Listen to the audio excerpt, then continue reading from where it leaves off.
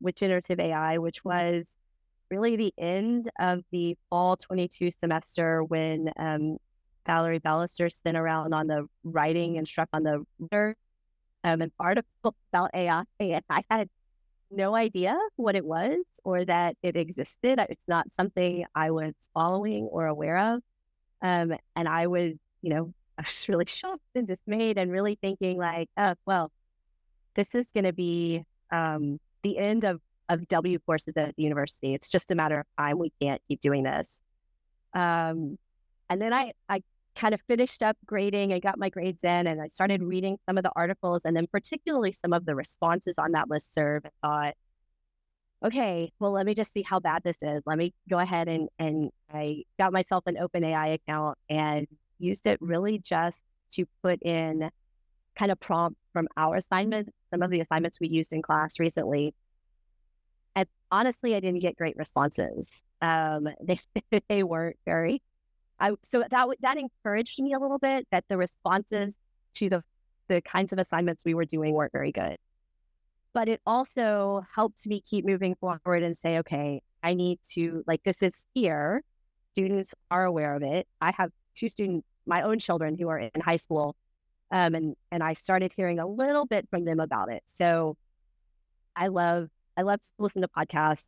Teaching in higher ed is one of my favorite. They were, of course, talking quite a bit about generative AI, several others. So I was just, reading, listening, and experimenting a little bit. And by the start of the spring 23 semester, I had kind of at least accepted that it was a tool, and I didn't want to take a hard line of it's always cheating or it's always bad.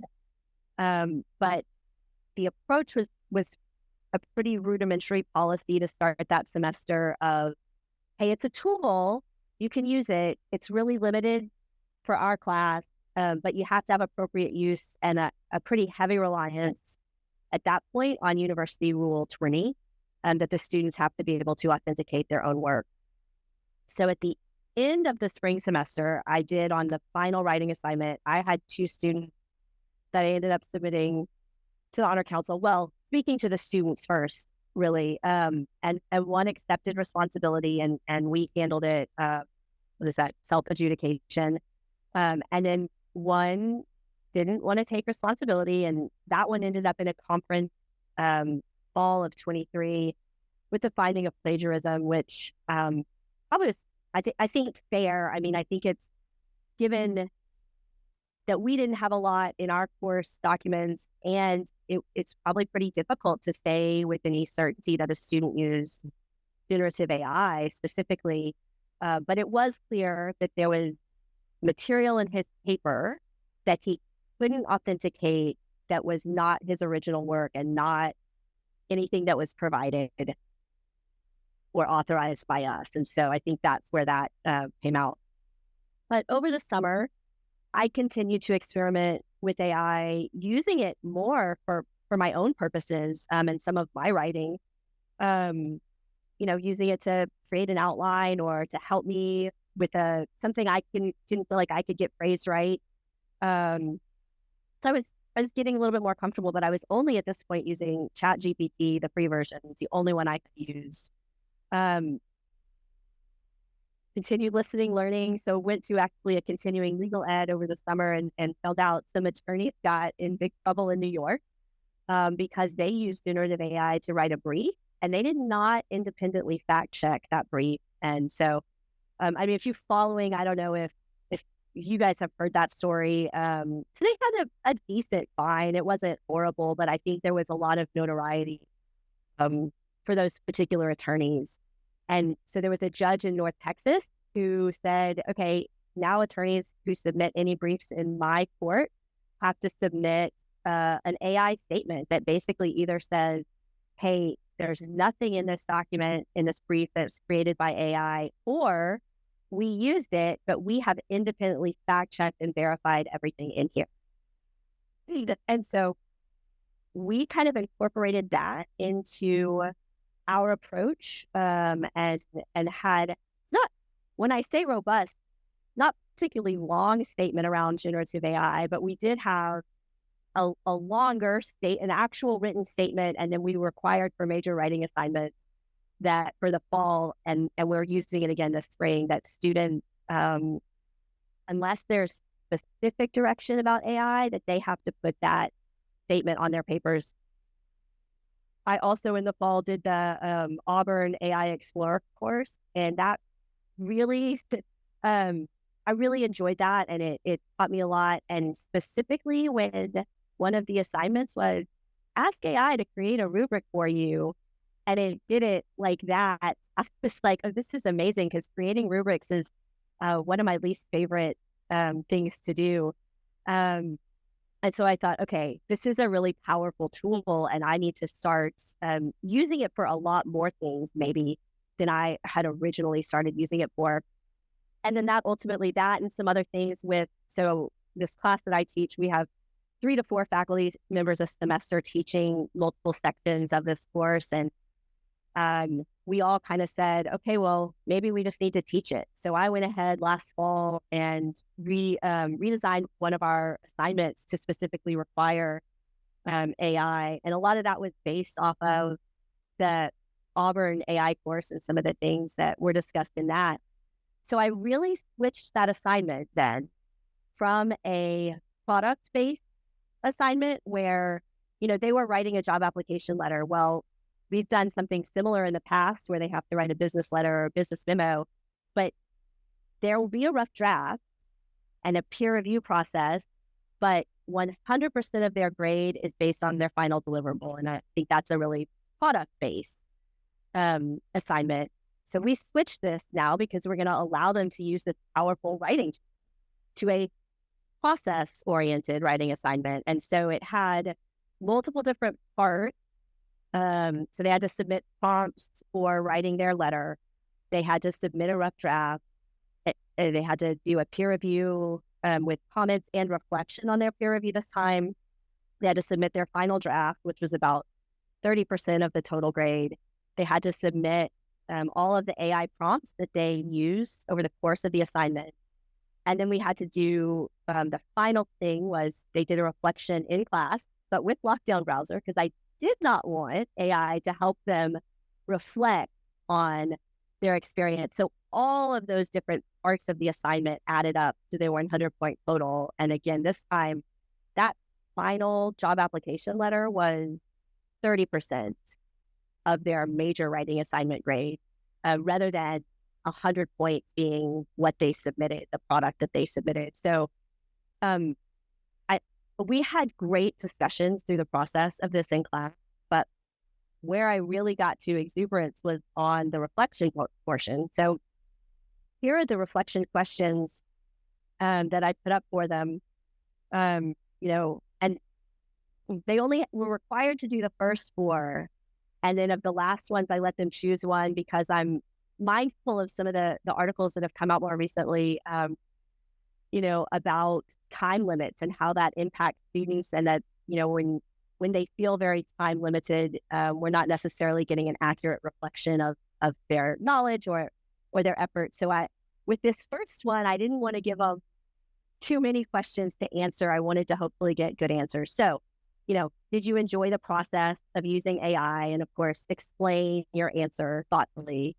We harp on that all semester long in a law class. You have to explain, you have to identify. So then identify and explain some of the lessons that you learned about effectively using generative AI. Identify and explain lessons you learned about crafting a compelling and effective job letter. And then assess how the use of generative AI influence the efficiency and quality of the writing in your process.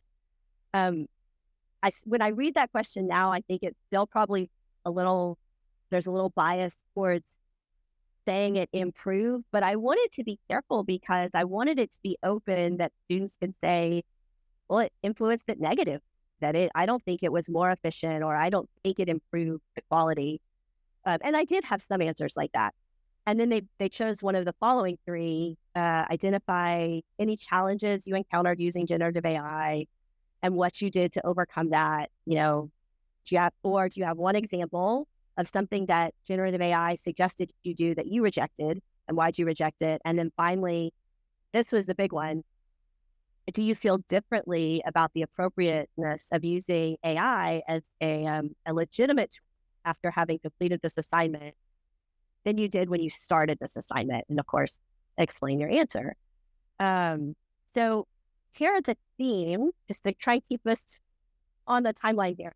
I have in my slides, and maybe we'll look at some of them, some specific student responses that kind of back up some of these, but the overall theme, where the students fully understood that human thought is required when you're using generative AI, that human oversight is required, that it hallucinates or it gives answers that aren't right, that you have to go back in and be appropriately specific with your prompt. So that was, I was really pleased that if just that was it, that they came away from the assignment understanding that AI. But the majority of them said, yeah, it can increase the efficiency of your writing task, and the quality too. I think for me, I was most excited to see how many of them had their opinion really change about using generative AI as a tool, because I had a lot of students.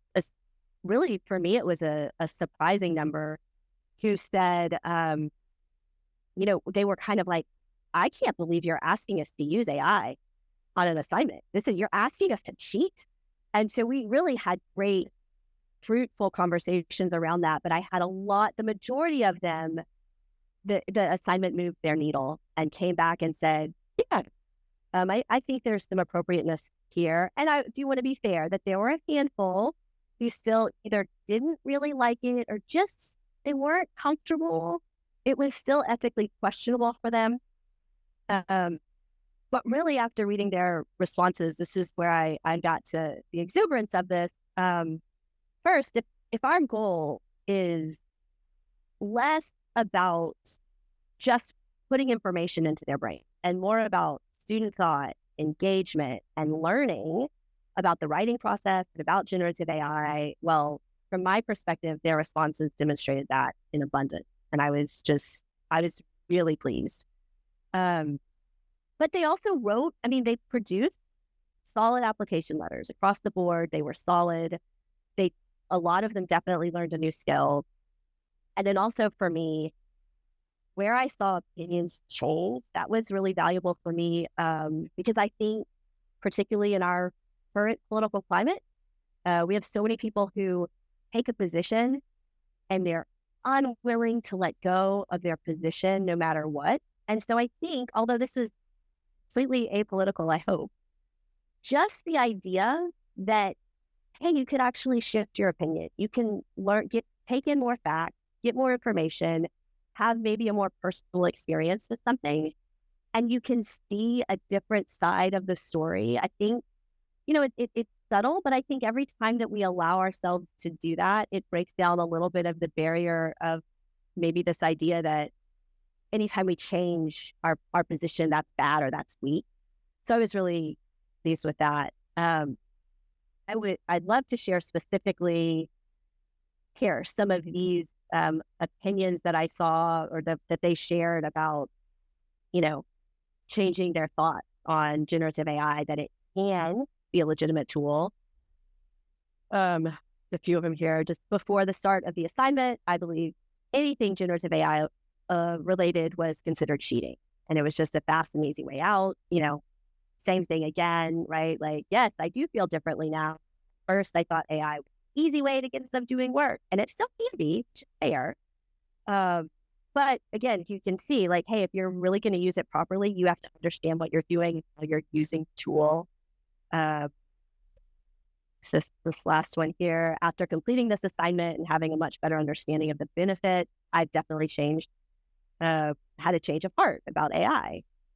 Before, I saw it as always a way for people to cheat through their schoolwork. And now it's different. I couldn't find the specific comment, but I know there was one student who specifically had said, I feel like all of our teachers have brainwashed us and believe that all AI is bad.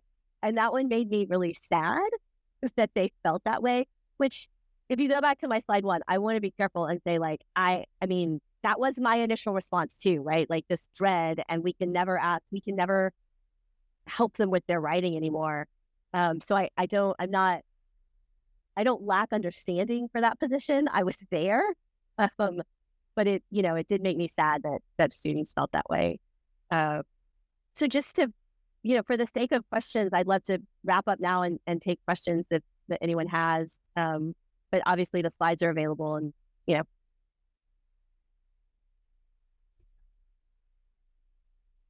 I think you should keep going.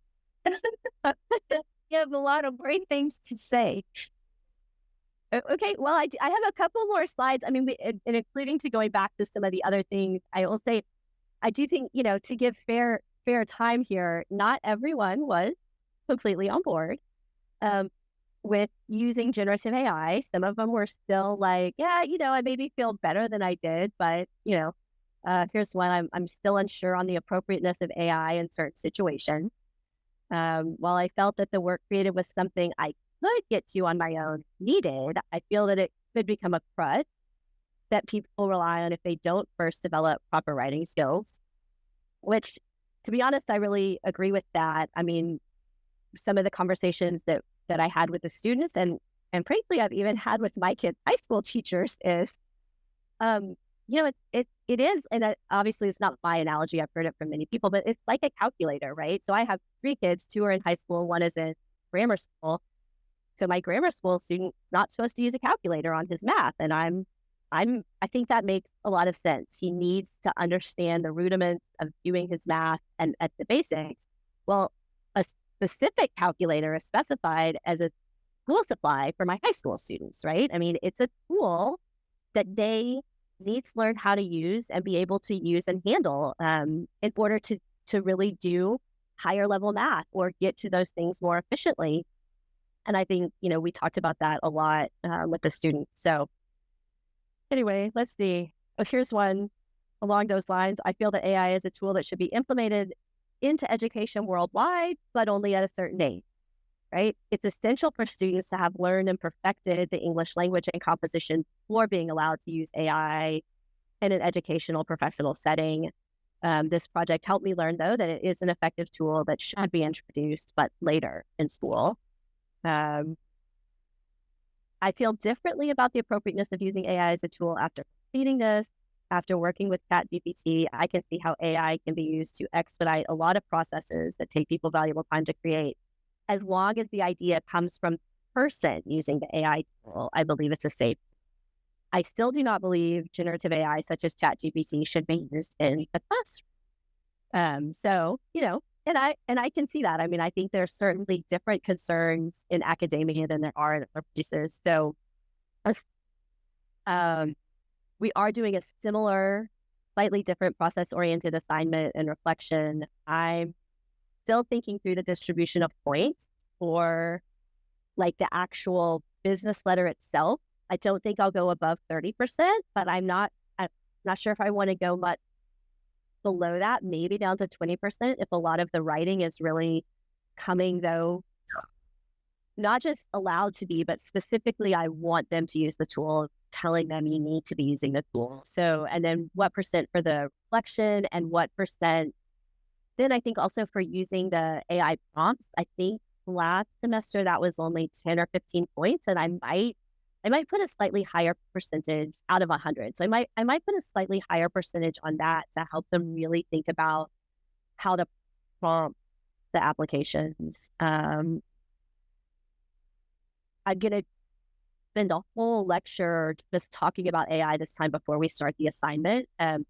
Last semester, I assumed, which obviously it's always some concerns with assuming, but I assumed that most of the students had probably had some experience with it, and that was not the case. Last semester, probably, I would say easily 50% of my students had not used any generative AI before that assignment. And so I'm going to make sure that we have time for that, but we'll have to see. I mean, I think as the technology is adopted and advances, I think probably we'll get to a point where it's more common than not for my students to have used it. But that wasn't the case.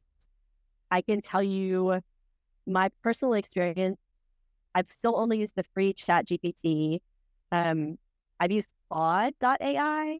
I think it writes much better and it has a much larger context window, um, which don't ask me to explain exactly what that means, but I know it can more information than the free version. And then Bard, I've actually used a lot, and I love Bard for anything that you want to put in a table. Ultimately, I think Google Bard works really well for that. And not only do I think the Bard response has been the most, my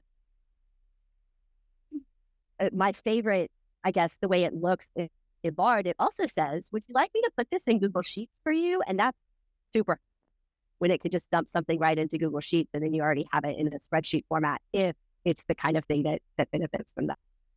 Uh, yeah, that was really the end of my presentation. But I am happy to take any questions or anything anyone has.